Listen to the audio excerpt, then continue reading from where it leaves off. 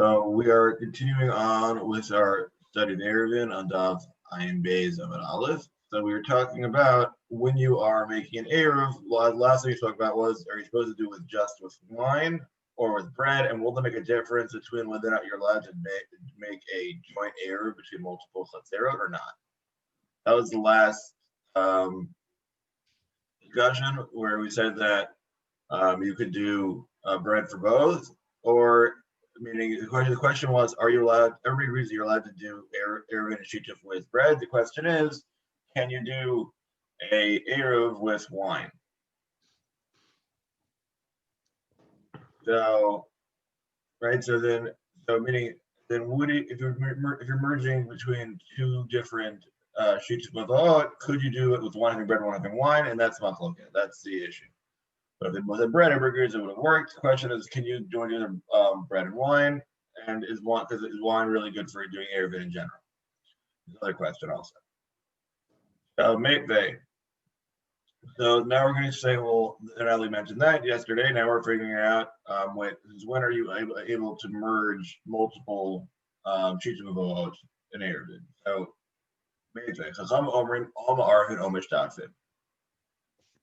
It says you can make either an Eruv with the bread and wine we talked about earlier that everybody had with person, or you can make a sheet mavot with it. So my love, arvin b'chatzer b'pat or. So would that not mean that we could either make an Eruv with an Eruv chatzer with a bread or a sheet mavot with a wine? Because you couldn't use the same item for both things, and we know that wine would not work for the Eruv chatzera. So which one is it? Amar Gidol Amarav Halikabar. Arvin b'chatzer b'pat mutarin kan ukan.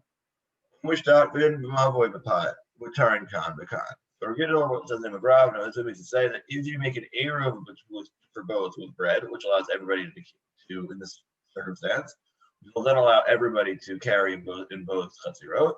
Or you make a sheet of avot, which would allow everybody to carry in both chatzirot. Again, the key point there being is that again, everything's talking about with bread, not talking about with wine at all. So then Amar Yehuda Amarav Halacha Rabbi Meir. Rabbi Yehuda says they with Rav, the Halacha follows Rabbi Meir. Rav Huna Amar Minhag to Rabbi Meir, and Rav Huna says the minhag is like Rabbi Meir. Rabbi Yochanan Amar Nahag Rabbi Meir. So therefore, at the end of the day, we all end up following Rabbi Meir in regards to our ability to use the.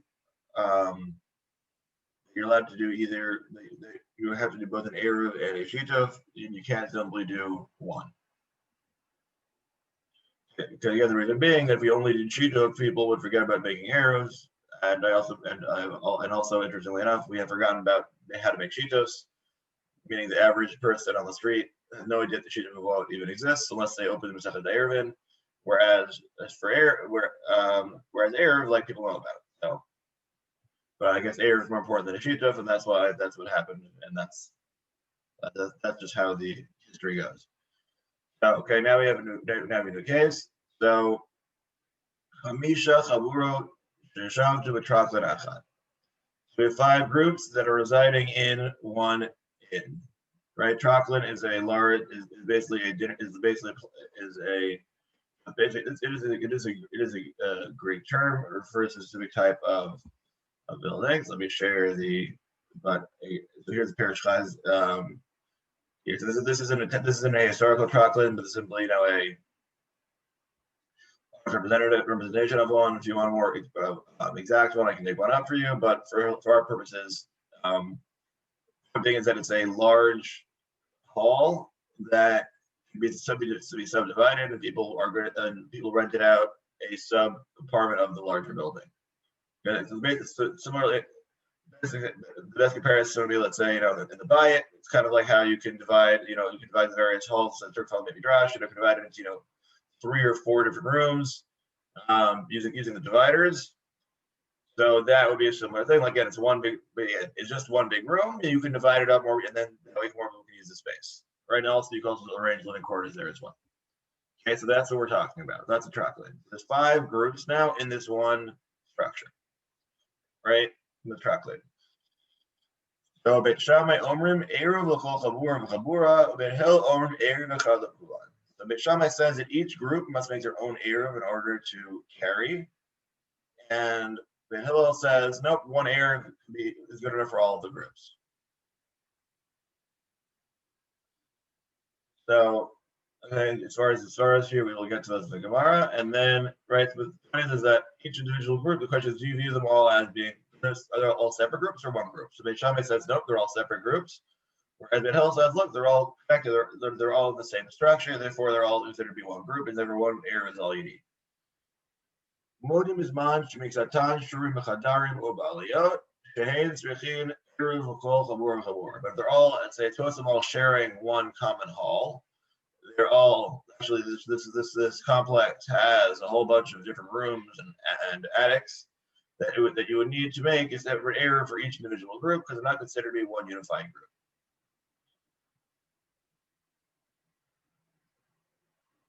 So now we're going to see what is out the circumstances why we would say each case and why. So Amar of Nachman, machloket b'mistifas. So the machloket of whether or not it's considered to be either all together or not is when the separation between the groups is made up of a peg wall, meaning like not a sturdy wall that's a full partition between them, just like some pegs by some sticks. So aval b'chitza sara divrei hakol eruv l'kol chabur v'chabura. But if you had a full wall of 10 bachim, that's a true partition, and then each group is separate. Amri Amar Nachman af b'misifas machloket. And there's other piece that says that actually Rahman said even no matter what type of walls you have, it's a machloket whether or not they can make one eruv or they can't make an eruv. So that's one option. Is that it's about that case. Okay, let's see. Do we have a? Do we have a picture of the sticks? We don't have a picture of the sticks. Okay, basically different types of walls. Yeah. So there's you basically had think back to our level walls type thing. It's like they're not very sturdy. They're like flimsy room partitions. That's one option. The next one is you have you built up nice decent solid walls that are at least 10, 12 feet tall. But not all the way to the ceiling. This is a huge hall, but it's enough to make a real separation. And then the next option is Pligi Rabbi Chia Rabbi Shimon Berebi. And the next opinion is discussing is as follows. Right, this is Rabbi Chia and Rabbi Shimon. Chad Amar Machloket Mechitza Megil L'Tikra, but Mechitza She'em Megil L'Tikra Divrei Kol Erev Echad L'Kulan. One says the Machloket is only if the Mechitza that you install, the temporary ones, they go all up to the ceiling. So that's where we're making a question. So let's say back to Turks on Midrash and the various rooms of the Beit, when they have those movable walls, they go all the way to the ceiling. So those would be, so that's the problem, right? Because that's a real true separation between the rooms, and that would mean they can't make one error between them. But let's say if it was just like the chitzis for davening again, which is still pretty tall, but it's not we're not all the way up to the ceiling. So then you could still make an eruv.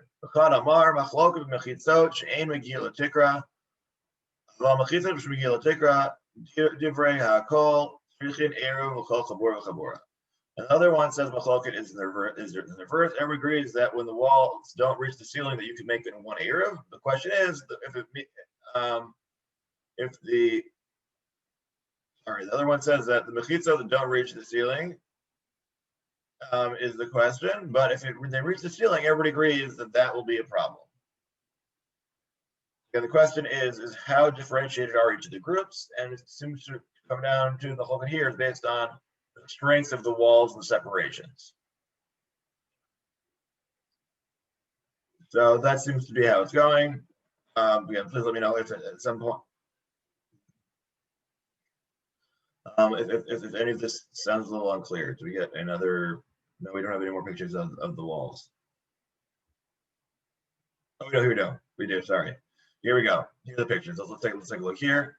Right. So again, we have just simply our boring room dividers that look like machitz you'd see in a shul, versus your floor to ceiling ones that you'd see when you're trying to separate out various halls. Right. So you can see the difference in which one feels like a real wall. Davar mechitza is meant to separate the groups, but it's not meant to to fully distinguish between them. Whereas the the floor and ceiling partitions is meant to be a real separation. That would be why it would be a bigger problem for Eruvin, which makes sense, right? That's that part of the Gemara there. Metzger. So now we have another question, trying to figure out what the type of walls are between everything.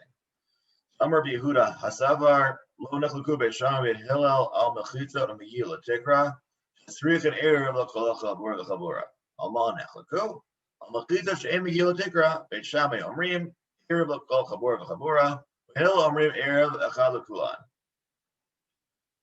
Rabbi Yehuda interprets the machloka as follows, based on a Breita. So he's Hasabar means he's the reasoner. Like that's a title for saying how smart he is. So Beit Shammai. So they don't argue that if the mechitza they all agree that the case when the walls go to the ceiling that they make an air for each one. The question is when you have walls that don't quite reach the ceiling, and that's when the machlok comes in. Beit Shammai is saying they're still considered separate chaburas, and you need to make an air for each. But Hillel says nope, you can still use one. So Laman de Amar. So now we're going to analyze that right. Yeah? So Laman de Amar b'mechitza hamagiyot l'tikra machloket yufta. Let's just say the machloket is about when the walls reach the ceiling, and so that means that they're definitely wrong, because seemingly machloket is about the case where the walls don't reach the ceiling. Laman de Amar b'mechitza she'en magiyot l'tikra machloket. Yeah, and those who say that the machloket is the case where there are real walls, just they don't reach the ceiling, then there's a good support for them. But it's a refutation of Rav Nachman who said the machloket was about the little peg walls, which are really, not a very good prediction. Presumably here, note that the peg walls is that we're not really applying lavud for these purposes. Right, because I'm only going to say again, because again, it's a peg wall, it has to be doing something. But we're saying here that it doesn't actually generate any issues. So, so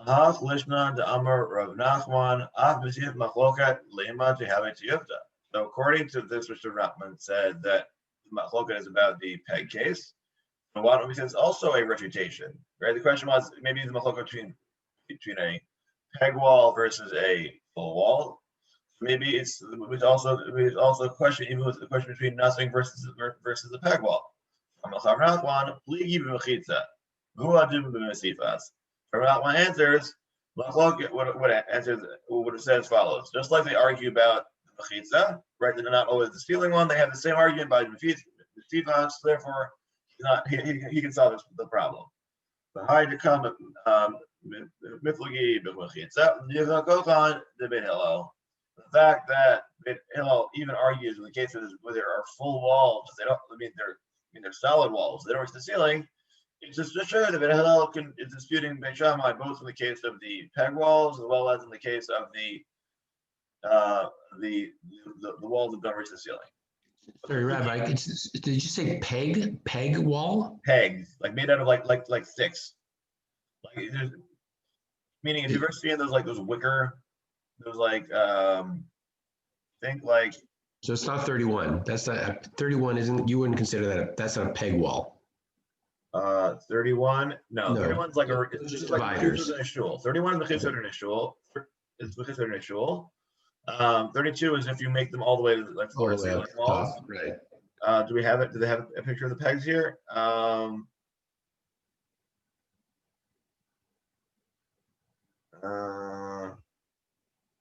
So it just sounds like it's a bunch of sticks that mark out the demarcate. Right. So think of think back when we had the I can try and find the picture that we had back when we were doing Love, where the set up a bunch of sticks like a weak picket fence. Okay. They made it out of the thinnest sticks possible. So yeah, I'm not sure where that diagram is in the It's fine. That's fine. So that would be the peg wall. Like it's really not a sturdy wall at all. The rest of them are very sturdy, solid walls, right? Or again, this could be a curtain, this floor to ceiling, but again, it's a floor to ceiling wall. As opposed to when you have like the see-through pegs, it's like as you can see that they're separate, but it's also they're like orange cones. Like orange cones too, right? That would do it also, right? There's nice traffic cones, like they're separate. It's like but everyone seems to agree that full height walls, you need separate Arabs. Yeah. Okay. Okay. They're viewed as being separate houses as opposed to being, one big house. Right, so that's what ends up happening is that when we have sufficiently strong walls, we're saying that it separates each individual area as if it's its own house. And we're saying that each individual, room will need its own Eruv.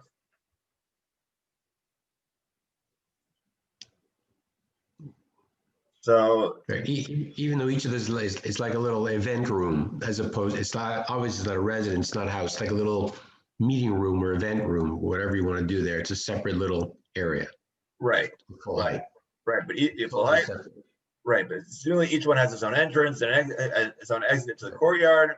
So it's treated as if, even though like structurally, clearly there's one big roof on all of them, but because of the setup, we're saying that it differentiates them as if they're separate houses for the purposes of Eruvin. So they need to have their own separate areas too.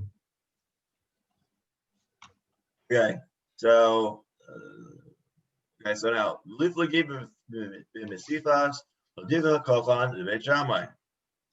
if they agree in both cases, then why they argue about Mesifas too, to show that Beit Shammai is super machmir and saying that if it's separated groups, it's separated groups. Now the reason why the goal of it isn't to strengthen, isn't to bolster Beit Shammai's opinion, because the goal is to because the strength of making something mutter is stronger than the strength of making something usher. Since Beit Hillel's opinion is making things easier by allowing you to make the Eruv for more people, that's why we're supporting his opinion over Beit Shammai's in terms of what we think that the BAYT would be emphasizing. So then as far as what the halacha is, so Amar of Nachman, Amar Rav, halacha Rabbi Yehuda Sabar. So Rabban says that we follow that of Rabbi Yehuda Sabar, which is that if the walls reach the ceiling, then that'd be an issue. But the machloket is in the case where the walls don't reach the ceiling, but not in the case with the peg walls, the flimsy stick walls. Amar Nachman Bar Yitzchak Matnitin Nami Daika. You could infer the conclusion for Yehuda Savar also from the Mishnah. Tani, who's Modin Bisman Shrisatan Shirim Chadar Mavaliyot. So you could have learned this out from the Mishnah itself too, because in the Mishnah itself it says if they're in separate rooms or in attics, then each group would need its own. Here in the case of the Aliyah, right? So let's say you've got a multi-floored structure, right? You've got the people upstairs, then you've got separate rooms, and in that scenario, right, that was this one over here, right? So this, you say they're separate, right? Even though, like, they all open to the same courtyard, they're definitely they look different. They're separated enough. So now we're saying that our machlok about the walls reaching the ceiling is saying at what point do we reach this case of it being a separate attic or a separate room entirely. So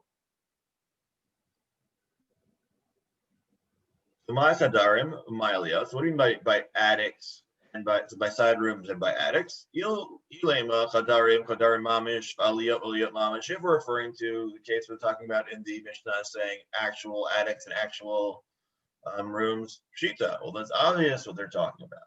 Elav ke'ein chadarim ke'ein aliyot. Umaynihu mechitzot hamigiyot lekarkash mamina. Right? Whether we must say the Mishnah clearly is referring to there being actual machitzot and there being actual separate room, because then it's like that's not a question. We all know the case there. It's clearly separate because they're in separate rooms, right? They rented a separate a separate cottage, and that sure they're joined by a wall, but like they're different. So rather, what is the chiddush of the Mishnah? Is that it's saying that even if the walls aren't structurally sound walls that you'd have built, we were building a building with, but they're simply dividing walls that make it turn into this scenario, that also would be sufficient. So that's how you can refer to the Mishnah as well, and that seems to be the case. So now that we've dealt with that, now we're going to get back to the case of we're going to continue on discussing about the placement of the Eruv, right? Because again, all these people are again underneath the same in the same hall. Question: so where are we going to place the Eruv, and how's that going to relate to the other people in the courtyard? Like where are we putting this Eruv? And how is it going to be accessible to everybody who's in theory going to be part of this Eruv?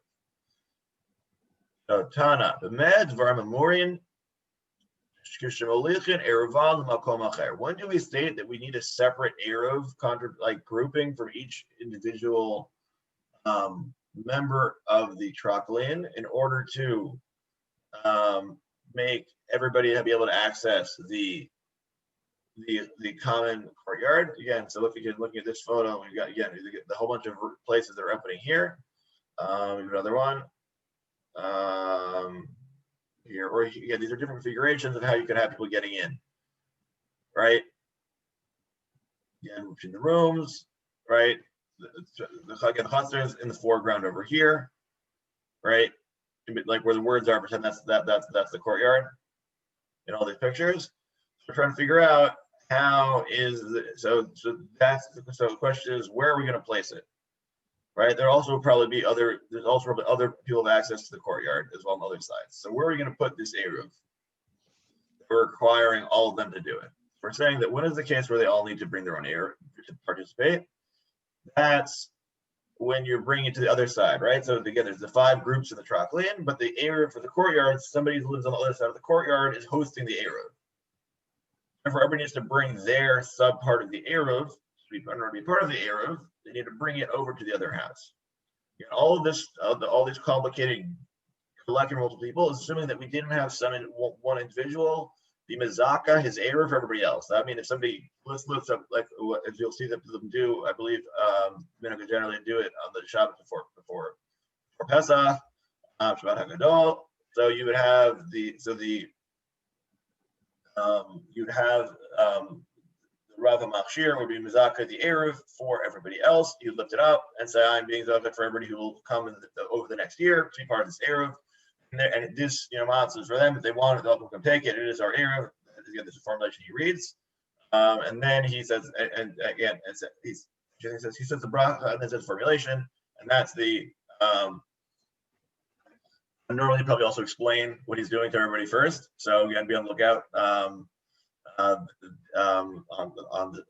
leading up to this Pesach for where it'll be. Because I'm not sure which shul and will be doing it. But it'll be done somewhere in town, probably multiple places in town. If you want to stop by and take a look. So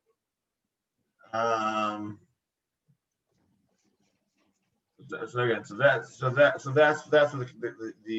the question is. And I just and my screen just jumped 1 second. Sorry about that. So that's what we're trying. So we're saying the machlok comes down to where the Eruv is being, right? When do they each contribute? It's when the Eruv is. Okay, so I'm back to our story. Sorry about that aside. So just why you're thinking like you've never heard of these things ever being done in general. The answer is because we do Zichron nowadays, right? We have somebody who has enough food to cover everybody who will be once you have the certain minimum like the amount of food you need for an Eruv scales until you hit the number of food for 18 people, then it just stays the same for the rest of the time. So again, so you have that amount of food, that amount of matzahs is what we use nowadays, so it doesn't go bad, and then we don't have to deal with these issues that we're talking about now. But since ancient times they did it back then, the Gemara, they didn't have sufficient funds to do that. So instead, everybody's contributing every single week towards the common Eruv. And that's what we're thinking to collect from each group to give there. And when are they needing to give their own? Each one has to contribute and directly contribute themselves, as opposed to it being from, there can be one group can give on behalf of everybody else, because here it's saying that each person has to demonstrate they want to be part of it. So, okay, so again, so when do we say that each one needs to contribute separately, or that's in the case where the Eruv isn't being housed in the trachlin, it's being housed in a house somewhere, in a different house in the courtyard. But if the Eruv for the courtyard is being housed in the trachlin, you would not need to have separate Eruvs for each individual part of the trachlin, because the fact that when we do an Eruv, it turns the whole thing into basically into one house or into one Rishut Yachid. Therefore, that would mean that you would solve our issue. You would, and the fact that there are walls, just like we can combine the different houses of the Chatzer, we can certainly combine the different areas of the trachlin. So, Man Azla. So this, what we just stated, that if it matters whether or not the air is being housed in the trachlin or across the street, across the courtyard. So Man Azla. So who does this follow? How to tell according to the right to this says as follows: Chamisha shagamu with Eruvin, Kishamalochin at Eruvin l'makom acher, Eruv echad l'kulan. Come kebeit Hillel. So this is following the opinion of the Beit that says that when there's 5 people collected arrows and they're burning it to another location, then it becomes then one Eruv is good for all of them. That's Beit Hillel's opinion.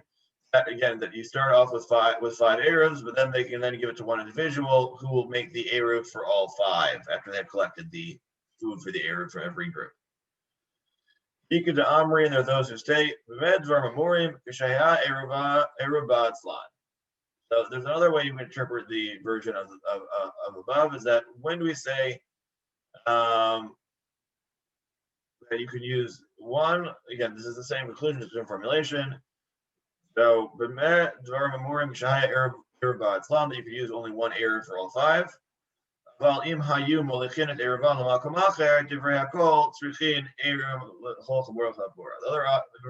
Hillel lines up with ours much better, which is that if they were having the Eruv come to them, then they could have one person do it for all the people. But if they're bringing it to another location, then they would need to have each person have to individually contribute to the Eruv. So come on, Azla. So who does this follow? Had Tanya Chamisha Shagabu at Eruvin, Shemolicha at Eruvin l'makom acher, Eruv echad l'kulan. Come on, lo kechad. Wait. So then the problem. Then the question is this seems a little bit off, and that's you're right. So what about the Beit that said that if there's 5 that collected their Eruv, bring their Eruv to their place, that they only need one Eruv. So who does that follow in terms of our Mishnah here? Answer is the lo kechad. It's not like either of them. So yeah. So again. So we have to. So it doesn't truly fit, because ours with our Mishnah and Beit we had earlier. But again, according to the amended version of the Beit, it would. But according to the Chamisha Shagabu Eruvin, they would need echad l'kulan. So the answer is that doesn't quite fit our multiple stage Mishnah, but that's okay. Right then. But not every Beit and Mishnah have to agree with each other, because they can simply be different opinions, which is the case in this regard. Okay, so just going to do a quick sum up of that thing. We're going to go to the next Mishnah. So again, we were talking about 5 groups within the same hall. Question of what point does the hall separate into 5 groups or not? Differentiate. The machloket could be based on the walls are pegs, and that could be the machloket. The machloket could be about if you have machitzos like we have in shuls that are walls that reach the ceiling. Is that sufficient to differentiate? Or but according to everybody, if the walls reach the ceiling, those are considered to be valid walls. Then we discussed that would parallel in the Mishnah the case of if you had that wall floor to ceiling is paralleling the cases that are actually completely separate rooms, and we say that a wall to ceiling partition is considered to be a full room divider, even if it's not necessarily structurally built in, even if it's like, a movable wall, that still makes it a complete separation. It would require separate Eruvs. Now I mentioned that it could be different if it's being housed, if the Eruv is being housed in the structure itself, then you don't even need to separate Eruvs because, well, you're already using all the same Eruv. If you were to be if you were to be bringing it across the courtyard to another house in the courtyard, then you would have to make each of the areas because they're not yet unified. So now continuing on in the so that was our case of the hall. Now we have another case of people being supported by their family,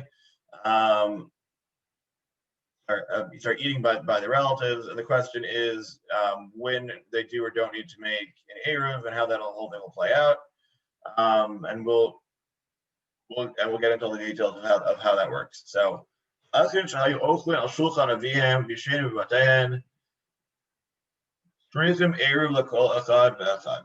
we have. Sorry, let's just. Okay, here we go. So. Right, let's say so we've got a very nice, generous father who is has this nice complex set up for his kids. So what is their setup is that even though the father is still supporting them, they would eat by their father, but they would sleep in their own homes. So think, somebody built their nice palatial mansion, they put little sub apartments for the kids when they get married. That way they would be too far away. But when you have meals, we have meals on Shabbos, we eat together. So right? So if they're going back to sleep in their own houses, so tzrichin eruv l'chol chad v'echad. Actually, let's just set a complex. It's easier than for the back to the Trockland case. So again, the father owns the complex. Each of the kids have a little house on the property. They all share a common courtyard. So the question, so here we're saying each of them needs to provide an Eruv. And if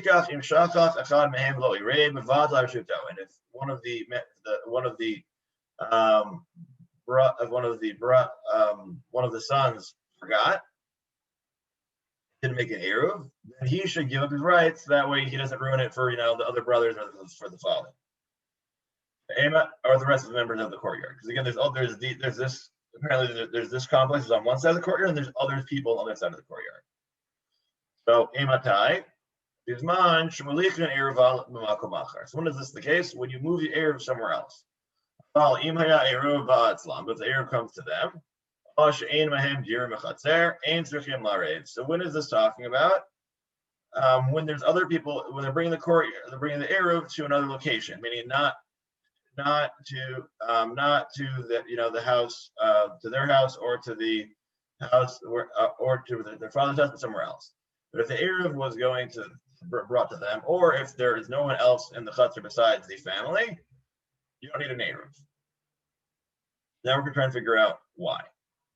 So we'll get to that. So the first question, where it has a shvamina makom lina gorim. So this implies that what determines where you're living for purposes of Shabbos is where you are sleeping. Amar Yehuda Amarav, the Makable Praz Shanu. So, right, so no, Rav Yehuda, so then Rav, no, that's not necessarily the case. Here it's where literally they go to get their bread from their father, so they don't even have their own food. Like he has a common kitchen, they only have their own places to sleep, but they always go back to their dad to their father for everything. So now we're gonna have a parallel right. So Tan Rabbanan. Somebody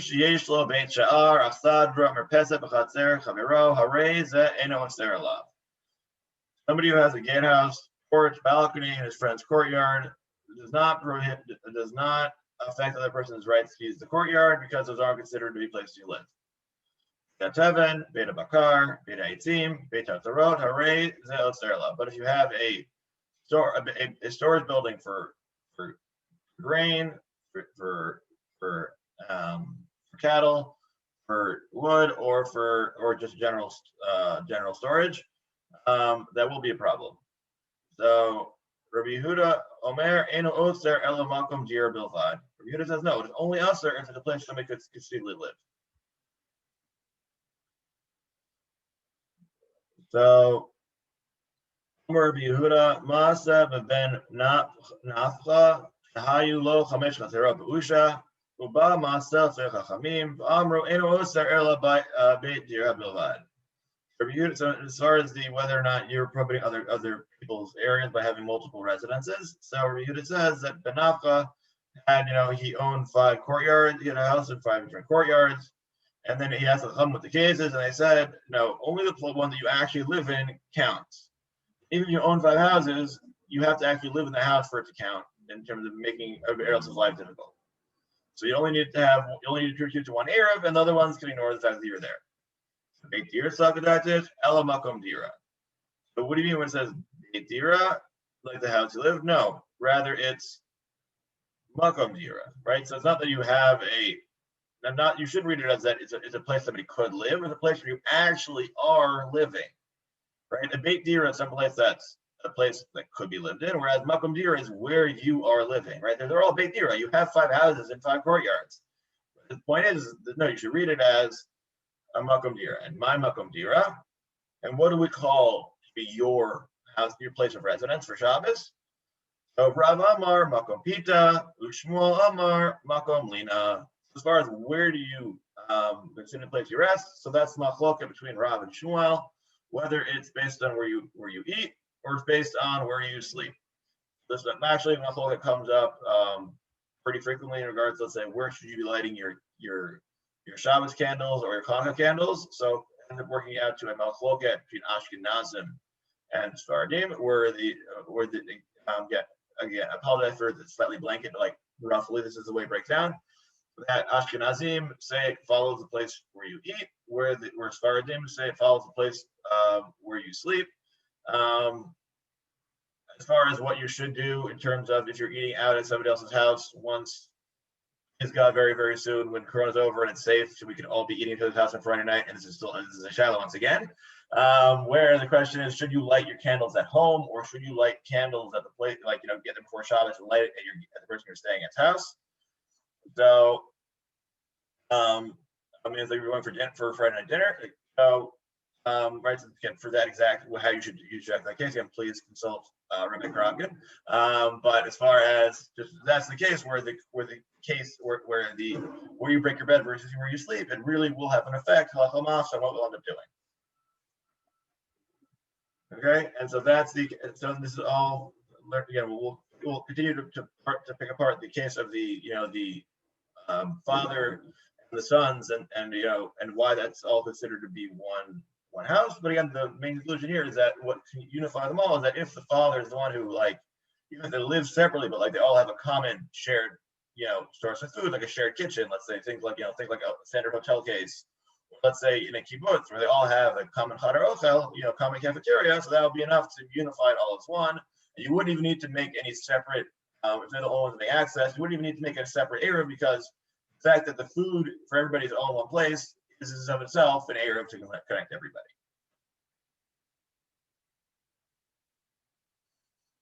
Okay. Any questions or? Have a good day. All right, thank you. Have a good day. Good day. All right.